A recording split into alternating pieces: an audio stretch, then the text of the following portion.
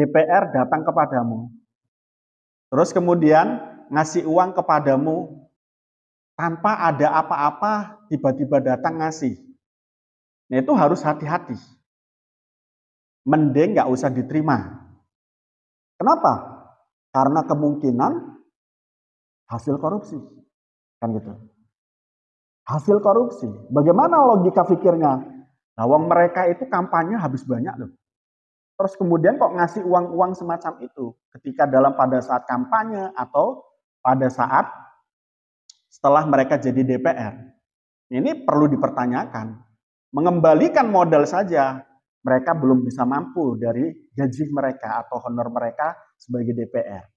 Lalu dari mana uang itu? Itulah yang kemudian harus dilakukan hati-hatian terhadap uang dari mereka. Nah, saya ceritakan kayak Jamal itu.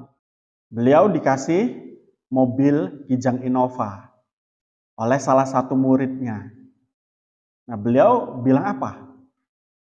Beliau bilang, saya terima mobil ini tapi saya cicil sampai 1 tahun. Nggak langsung bilang, oke terima kasih, nggak bilang begitu. Nah, untuk apa? Menghindari satu, siapa tahu mobil itu adalah mobil hasil pencucian uang, korupsi, dan lain sebagainya. Itu yang pertama. Yang kedua, andai kata tidak korupsi dan tidak pencucian uang adalah pemberian mobil itu akan menyandra hati seseorang yang diberi kepada orang yang memberinya.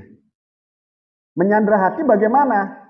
Kalau tidak ngedukung orang yang memberi, maka terasa menjanggal di dalam hati. Oleh karena itu biasanya orang yang diberi itu mendukung orang yang memberi. Biasanya begitu. Nah, mendukungnya kalau bagus alhamdulillah. Kadang-kadang jelek pun itu didukung. Buat kebijakan buruk, bahkan korupsi itu loh, saiki korupsi itu masih ada pendukungnya. Dulu ada seorang namanya Anas Urbaningrum. Itu udah nyata melalui peradilan dinyatakan sebagai koruptor dan dipenjara.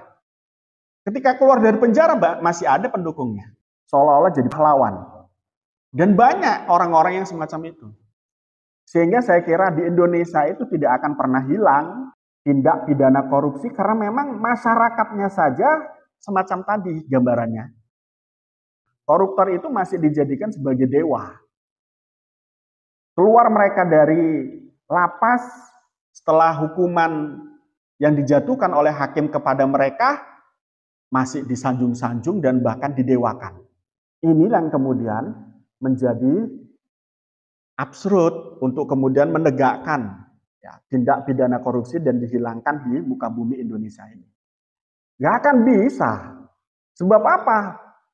Orang ketika tidak mendapatkan sanksi sosial saat ia melakukan satu keburukan, itu merasa aman, itu merasa baik-baik saja. Tapi ada orang kok tidak dapat hukuman dari negara, tapi dapat dari sosial, orang tersebut akan merasa bersalah. Sangat naif manakala kita pingin negara Republik Indonesia ini tidak memiliki koruptor. Tidak ada korupsi di Indonesia ini. Kalau kitanya masih semacam tadi.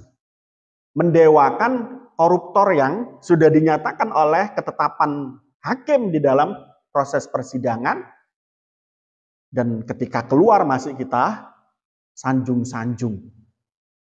Atau sebelumnya ketika penanganan proses pengadilan masih didukung, masih ada demo dan lain sebagainya. Ya mereka merasa benar. Bagi mereka itu kesalahan adalah hukumannya sanksi sosial di dunia. Nah, kalau kita beda. Adanya sanksi sosial ataupun tidak adanya sanksi sosial, adanya sanksi hukum, formil atau tidak adanya. Kalau orang yang beriman pasti takut itu kepada Allah.